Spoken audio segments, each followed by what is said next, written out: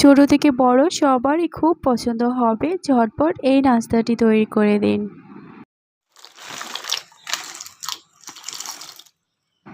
Restaurant স্টাইলে white sauce pasta বানানোর জন্য এই টিপসটি অবশ্যই ফলো করবেন, আর খেতেও একদম রেস্টুরেন্টের মতো স্বাদ পেয়ে যাবেন। তো চলুন দেখে নেওয়া যাক।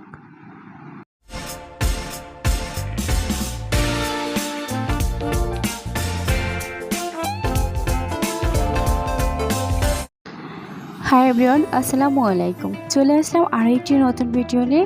আমি বাসায় কীভাবে হোয়াইট সস পাস্তা বানাই তো সেটাই আপনাদের সাথে শেয়ার করছি। প্রথমে আমি এখানে গরম পানির ভিতরে পাস্তা দিয়ে দিয়েছি, তারপরে কিছুটা তেল দিয়ে এখানে নেড়ে চেড়ে দেব।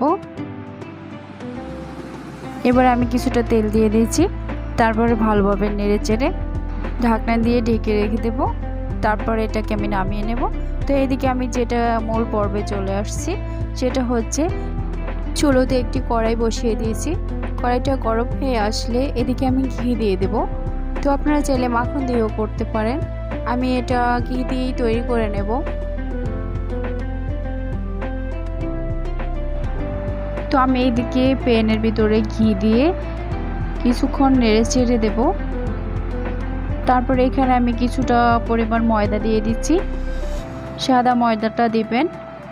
এদিকে আমি চচের জন্য সাদা চচটা এখানে তৈরি করে নেব ময়দাটা দিয়ে।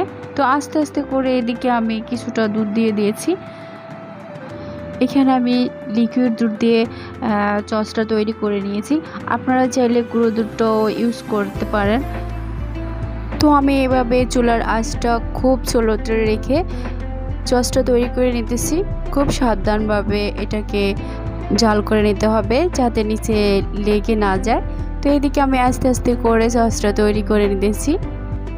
ভালোভাবে এটাকে মিক্স করে নিতে হবে যাতে করে কোনো কণা জাতীয় কিছুই না থাকে। তো এদিকে আমি আলাদাভাবে 3টা পেঁয়াজ ফালি করে কেটে রেখে দিয়েছি, আর রসুন কুচি করে নিয়েছি। করে এখানে আমি প্যানটা গরম করে তেল দিয়ে দিয়েছি। তো তেলের মধ্যে পেঁয়াজটা দিয়ে দিচ্ছি। পেঁয়াজটা ভালোভাবে নেড়ে চেড়ে কিছুটা পরিমাণ হয়ে আসলে তারপরে আমি কোচানো রসুনটা তারপরে এদিকে দিয়ে দেব।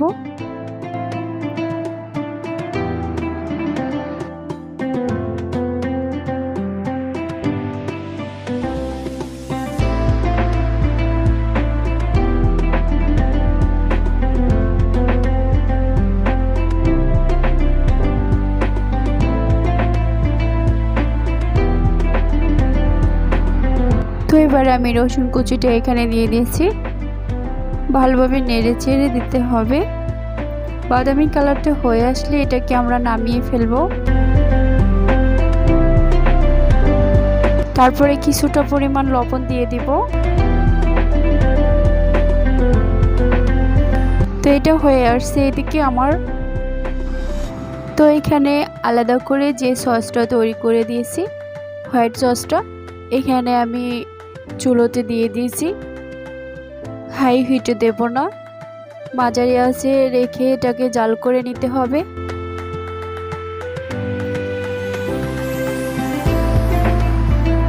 এটাকে এরকম পর্যায়ে রাখতে হবে যাতে করে একদম মিহি হয়ে যায়। আর এখানে দিয়ে দিচ্ছি কিছুটা পরিমাণ গুঁড়া দুধ। তো এটাকে ভালোভাবে নেড়ে চেড়ে দিতে হবে, খুব সুন্দর করে নাড়তে হবে যাতে করে কোনোভাবেই লেগে না থাকে। ভাবে নেড়ে চেড়ে দেব।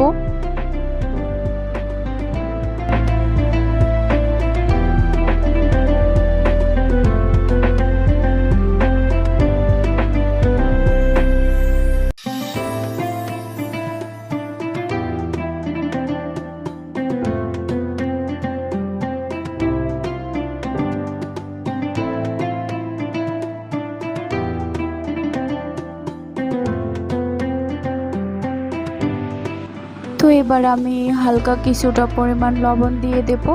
তারপর এখানে আমি কিন্তু হাফ চা চামচের 1 চামচ চিনি দিয়ে দিয়েছি। তারপর এদিকে পাস্তাগুলোকে দিয়ে দিলাম। তো এটাকে আলতো হাতে নেড়ে দিতে হবে।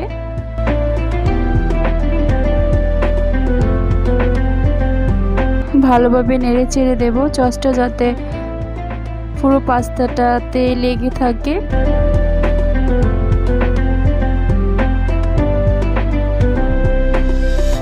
এবারে আমি আলাদা করে যে পেঁয়াজটা ভেজে নিয়েছি সেগুলো দিয়ে দেব। তো এদিকে আমি পেঁয়াজ রসুনগুলো বেরেস্তা করে রেখেছি সেগুলোই দিয়ে দিয়েছি। তো আপনারা চাইলে কিছুটা পরিমাণ চিলি ফ্লেক্সও দিয়ে দিতে পারেন, আমি এখানে মরিচটা ইগনোর করেছি।